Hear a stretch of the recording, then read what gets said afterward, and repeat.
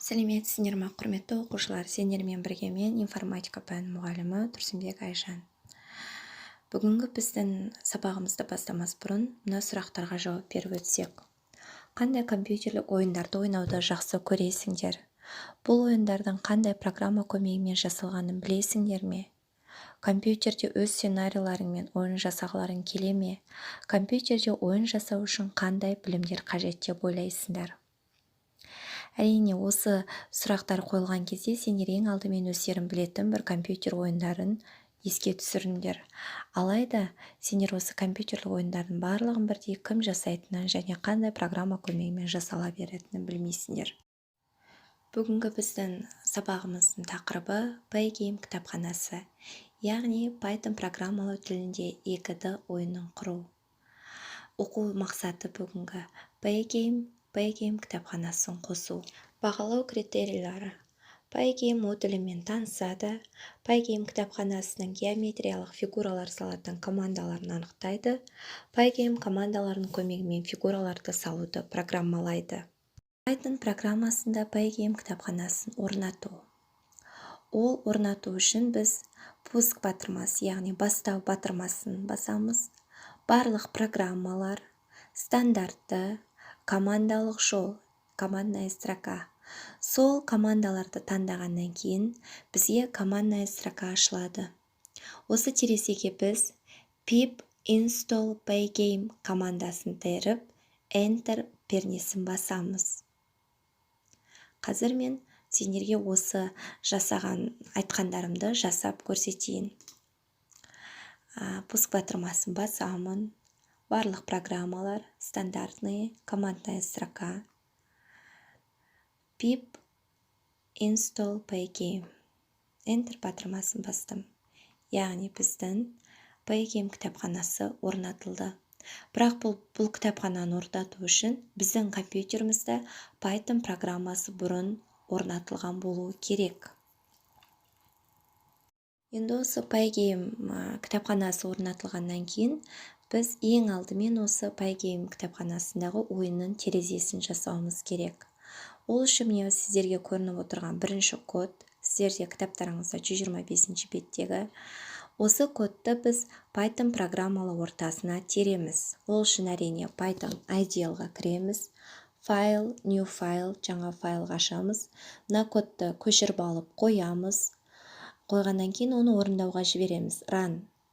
Яғни ол ранға жібермес бұрын біздің файлымыз сақталу керек. Сақтап аламыз. Қандай тақырыппен сақтасаңдар да оны өздерің білесіңдер, бұрыннан бері. Сақтадық, жібердік. Бізге дисплейі 640-та 480 қара түсті ойын терезесі жасалып шықты.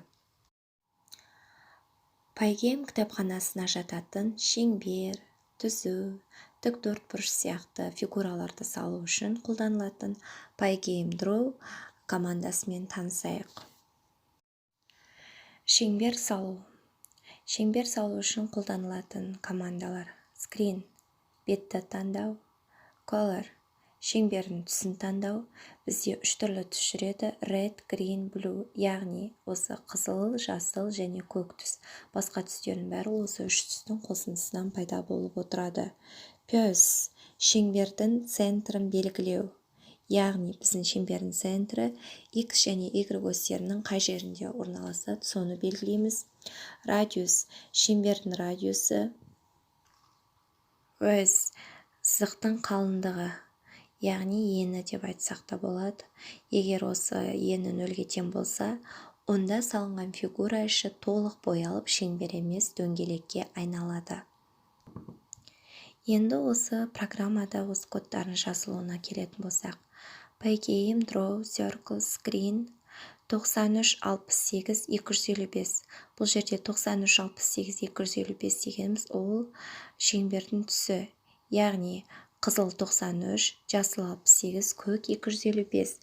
Ең қайсысы басым шеңбердің түсі сол түске жақын болады. Бізде 255 көк түс, яғни біздің шеңберіміздің түсі көк түстес болады. 170-60. 170-60 дегеніміз бұл шеңбердің центрі, яғни Pose. Бұл жерде 170 X өсі, 60 Y өсі. Осы екеуінің қиылысында шеңбердің центрі орналасады. 50 шеңбердің радиусы, ал 0 дегеніміз ол жаңағы сызықтың қалыңдығы. Бұл жердегі бойы 0-ге тең болса, онда іші толық боялады. Біздің шеңбер емес, бізде дөңгелек пайда болады.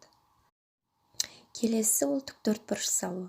Тіктөртбұрыш салу кезіндегі программаның коды Pygame, Draw, Rex, Screen, Color, Rex, Wiz. Бұл жердегі Rex дегеніміз X1, Y1. Сол жақ жоғарғы жағының нүктелері, ал X2, Y2 дегеніміз оң жақ төменгі ұштарының координаталары. Программада жазылуына мысал келтірейік. Pygame, Draw, Rex, Screen 255 00. Бұл жерде 255 00 Color, яғни 255 қызыл, ал жасыл мен көк түс бізде жоқ. Келесі 80 130 180 180. Ол біріздегі координаталардың ұштары, яғни 80 X1 130 Y1, 180 X2 180 Y2. Ал 0 дегеніміз ол ені жалпы іші тұтас боялады, яғни біздің шығатын тіктөртбұрышымыздың іші толық боялады. Келесі түзу салу. Түзу салу үшін оның программа негізгі коды Pygame, Draw, Line, Screen, Color, Start and Wiz. Start X1, Y1. Түзу сызық басталатын нүктенің координатасы. And X2, Y2. Түзу сызық аяқталатын нүктенің координатасы. Программада жазылуы Pygame, Draw, Line, Screen 0 255 33. Біздің екінші жасыл түс, яғни біздің сызығымыз жасыл түске жақын. Одан кейінгісі 50 100 50 300, ең соңғысы 5. 5 бұл түзу сызықтың қалыңдығы. Үшінші код оқулықта 126 бетте берілген. Бұл жерде осы біз өткен қазіргі шеңбер салу, түзу сызық және тіктөртбұрыштың кодтары жазылған. Бірінші жолда осы Pygame кітапханасын іске қосады. Екінші жолда Pygame кітапханасымен таныстырады. Үшінші жолда біз жаңа өткен бірінші кодтағы дисплей, яғни ойынның дисплейінің экранының өлшемін енгізеді. Төртінші қатарда экранның түсі 255 255 255. Ары қарай circle шеңбер, Rex, тіктөртбұрыш, Line, түзу сызық, соларының жалпы кодын жазып шығамыз.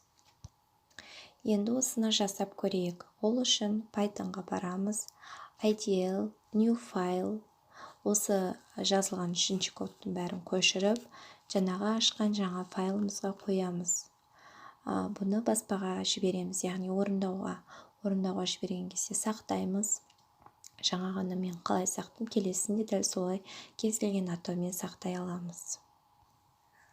Нәтижесі міне көріп отырсыңдар. Бізде дөңгелек көк түсті, тіктөртбұрыш қызыл түсті, жасылымыздың қалыңдығы 5-ке тең, яғни өте жуан емес, жіңішке, ашық жасыл түсті түзу сызық пайда болды. Сөйлемді толықтыр. Pygame модулінің қызметі. Pygame модулін іске қосу. Геометриялық фигураларды салу үшін командалармен таныстым. Pygameде түстер арқылы таңдалады. Pygame модулінің қызметі, яғни ол 2D форматта ойын құрастыру.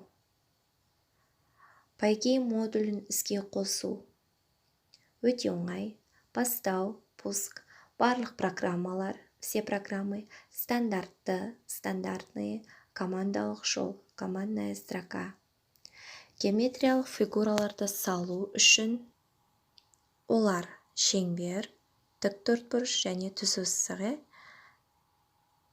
Pygameде түстер арқылы таңдалады. Pygameде 3 түрлі түс қолданылады. Red, green, blue. Қызыл, жасыл, көк. Кері байланыс. 321 стратегиясы бойынша маған кері байланыс жасаңыздар. Үшінші, талқылау барысында туындаған бір сұрақ жазыңыз. Екінші, сабақ барысында естіген 2 маңызды ұғымды жазыңыз. Бірінші, бүгінгі сабақтан есте қалған 3 нәрсені жазыңыз. Кері байланысты экранның төмен жағындағы почтаға жіберсеңіздер болады. Елге тапсырма. Суретте берілген тракторды Pygame Draw командалары көмегімен салу программасын құрыңдар. кітаптағы 125 беттегі 4-ші сурет, яғни суретте барлық координат осьтері барлығы көрініп тұр. Трактордың суреті. Сол суретке қарап, бағанағы программа кодындағындай каждый нүктелерін, ұштарын, түстерін анықтап, маған программаның кодын дәптерге жазып жібересіздер. Назар қойып тыңдағандарыңызға рахмет. Сау болыңыздар.